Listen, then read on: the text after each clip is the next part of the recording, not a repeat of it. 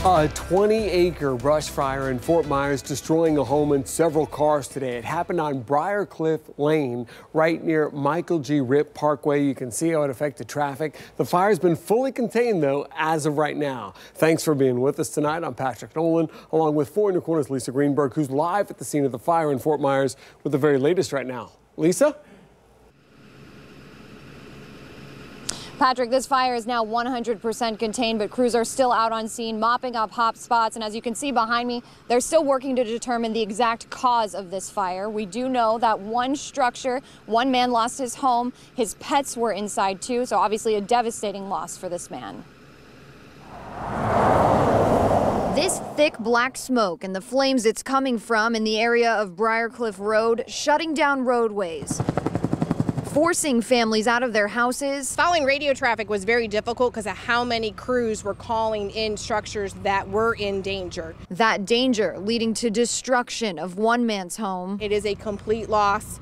There were 3 vehicles parked on the outside of that home. All 3 vehicles are a complete loss also. He's just lost everything he owns. He's lost everything that he got out of there with his clothes on. The American Red Cross says the older gentleman's pets, a Westie and a parrot, didn't make it out alive. That's what he's really shook up about. Tough for neighbors like Sandy Bigger, who sits outside the neighborhood with his dogs after being evacuated, to even imagine.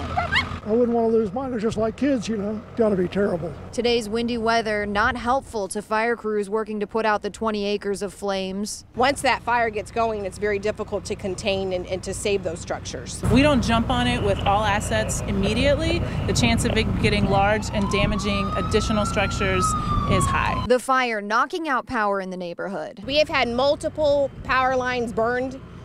They have fallen to the ground. Keeping FPL busy with the restoration. And with the fire now 100% contained, families allowed back into their homes.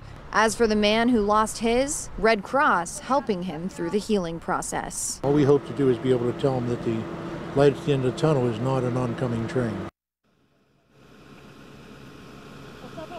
And coming up at 10:30, we'll explain how the Florida Forest Service was able to forecast this windy weather and was prepared to take on this 20-acre fire. Live in Lee County, Lisa Greenberg, Fox 4, in your corner.